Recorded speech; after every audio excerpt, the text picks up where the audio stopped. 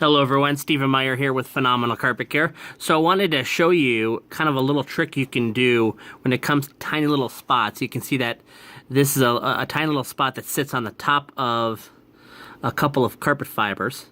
And some spots are easily removed with, your basic home spotter. But every once in a while you get a spot that doesn't remove easily, like this one. And if it's sitting right on the very surface of the fiber, oftentimes you can simply snip those out, but you want to be careful that you don't snip too deep. So you take that individual fiber, you can just kind of pull it up just a little bit, and then you can take a sewing scissors, or in this case I'm using a duckbill nap shears, which you can find at Home Depot for I think they're $20. And you can just simply snip off the surface just a little bit. Trying to do this with one hand is not as easy. Pull that darkness up, then expose this just a little bit more. Let's see if I can put this down. There you go. So this one and that, we'll get that out of the way. Now we're left with just a little bit extra here. So let's see if I can do all of this while holding onto the camera. There's one there, and then there's one little that you can't see. Maybe you can. Yeah, you can see it there. Just slightly beneath the surface of the fiber. Just a little trim on that piece. Pull that out.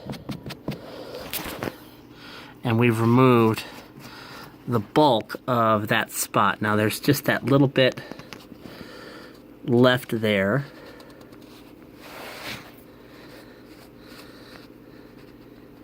You can see right there, there's just that little bit left there. So let's get that out. We'll just separate the fibers with this portion. Isolate that. Now we've isolated the individual fiber that has that darkness right there. And now we'll go in and just grab that one.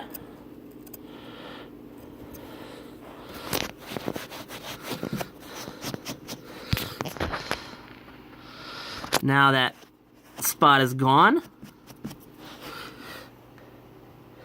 And it's just as simple as that.